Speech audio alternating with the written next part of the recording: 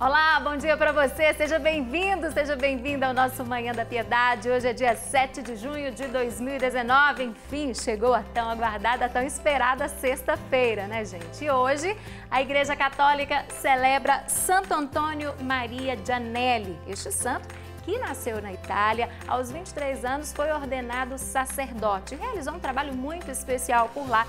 Ele fundou uma congregação para sacerdotes e uma outra feminina. Ele morreu no dia 7 de junho de 1846, aos 57 anos. Foi beatificado em 1925 e canonizado por Pio XII em 21 de outubro de 1951. E hoje também nós celebramos São Pedro de Córdova. Então, nossas orações aos santos do dia, os santos desta sexta-feira. E hoje é dia da liberdade de imprensa, o nosso carinho, o nosso abraço a todos os profissionais, a todos os colegas, né, que trabalham com a imprensa de uma forma em geral. E no programa de hoje, o nosso querido chefe Luca Bahia vai ensinar você aí de casa a preparar um folhado de legumes e cogumelos, uma receita super prática, bem fácil de preparar. Daqui a pouquinho você vai aprender. O Padre Wellington Santos participa conosco mais uma vez na nossa catequese das sextas-feiras. E para você que ainda não se programou para o fim de semana, tem as nossas dicas culturais. E para fechar, como ocorre todos os dias aqui no nosso programa, tem a reflexão do nosso arcebispo metropolitano, Dom Valmor Oliveira de Azevedo, sobre o Evangelho do Dia e, claro, a consagração a ela, nossa mãezinha, Nossa Senhora da Piedade. Bom, mas é daqui a pouquinho, porque antes de tudo isso, vamos aos destaques do noticiário desta sexta-feira. O assunto que dominou a visita do presidente Jair Bolsonaro à Argentina foi a possibilidade de um acordo entre a União Europeia e o Mercosul. Bolsonaro e seu colega argentino Maurício Macri ressaltaram que o acordo está na iminência de ocorrer. Mas o presidente brasileiro falou sobre outros temas, como a eleição argentina. Em outubro, o país terá eleições e o mandatário brasileiro respaldou o presidente argentino que concorre à reeleição. E todos têm que ter, assim como no Brasil grande parte teve, muita responsabilidade, muita razão e menos emoção para decidir o futuro desse país maravilhoso que é a Argentina. Macri preferiu falar sobre a situação na Venezuela. Ratificamos nosso compromisso, nossa solidariedade e que seguiremos fazendo todo o possível daqui para ajudar a que se restabeleça a democracia na Venezuela. Este foi o primeiro encontro bilateral desde que Macri viajou a Brasília em 16 de janeiro, 2 semanas depois de Bolsonaro assumir a presidência. Macri não compareceu à posse de Bolsonaro porque na época estava de férias. A Ford segue com a sua política de enxugamento internacional. De acordo com sindicatos do país de Gales, a montadora americana vai fechar em setembro de 2020 a fábrica de motores na cidade de Bridgend. A iniciativa significa o fim de 1.700 postos de trabalho. O fechamento acontece como parte de um plano de reestruturação da Ford na Europa, que emprega 54 mil pessoas no continente, 13 mil delas no Reino Unido. A decisão é um novo revés para a indústria britânica automobilística, que sofre uma queda considerável na produção, afetada pela incerteza que cerca o Brexit e pela desaceleração econômica mundial. Há algum tempo, a empresa revelou que 7 mil postos de trabalho seriam fechados globalmente, incluindo o Brasil.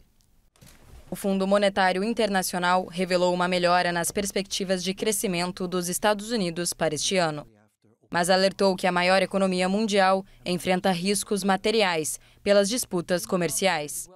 Christine Lagarde, diretora do FMI, elogiou a gestão que impulsionou o país desde a crise da década passada.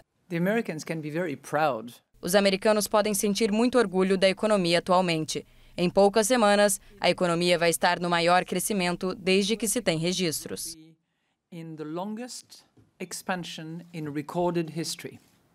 O FMI elevou as previsões para o crescimento do PIB em 2,6%, 0,3 pontos acima do que era esperado em abril, e prevê uma moderação em 2% em 2020, de acordo com o relatório anual sobre a economia americana. O Fundo Monetário alertou ainda que o aprofundamento das disputas comerciais entre os Estados Unidos e a China ou o México, por exemplo, representa riscos materiais para a economia do país. Como dito muitas vezes, ninguém ganha uma guerra comercial e todos sofrem. O FMI também apontou os lados fracos deste boom e alertou que a dívida pública está em um caminho insustentável, que a taxa de pobreza ainda está próxima do nível que tinha antes da crise financeira e que a mobilidade social foi atingida. Nova York ganha ares tropicais com a arte viva do brasileiro Roberto Burle Marx. O arquiteto paisagista, ícone do modernismo, recebeu uma homenagem póstuma com a exposição tridimensional no Jardim Botânico da cidade. O paraíso tropical com palmeiras e bromélias enfeita o Bronx. Estamos no lugar ideal para mostrar esse ícone modernista brasileiro. Burle Marx foi uma força da natureza, por meio das suas paisagens arrojadas, a arte vibrante e o compromisso apaixonado com a conservação das plantas. O artista pioneiro da ecologia desenhou mais de 3.000 parques públicos e privados, em países como os Estados Unidos, a Venezuela e no Sudeste Asiático. No Brasil, Burle Marx fez o calçadão de Copacabana, os jardins de Brasília e o aterro do Flamengo. Esta é a maior exposição já feita na história do Jardim Botânico de Nova York e deve atrair milhares de visitantes ao longo do verão. Petare é a maior favela da Venezuela. A moradora Catiusca Camargo e os 3 irmãos cresceram no bairro, entre a extrema pobreza e as montanhas de lixo, até que ela decidiu mudar esse cenário. Com uma vassoura em mãos e convencendo os vizinhos separados por diferenças políticas, ela começou, pouco a pouco, a erradicar os lixões que existiam na região. Falhas na coleta e disposição de resíduos em toda a Venezuela são um grave problema ambiental que se acentua em áreas pobres como Petare.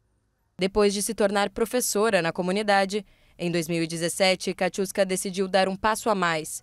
Ela se juntou à ONG Haciendo Ciudad, que promove a recuperação de espaços por meio da arte. A arte sempre foi elitista, sempre foi feita pela elite. Hoje queremos que a arte chegue a todos os setores populares do país, sobretudo em Petare, e queremos que seja sustentável, que as pessoas venham fazer um tour. Com o apoio de parentes, vizinhos e colegas da ONG, ela conseguiu erradicar cerca de 15 lixões em Petare. Mas a crise que atinge o país diminui a criação de novos grafites devido à dificuldade de obter tinta.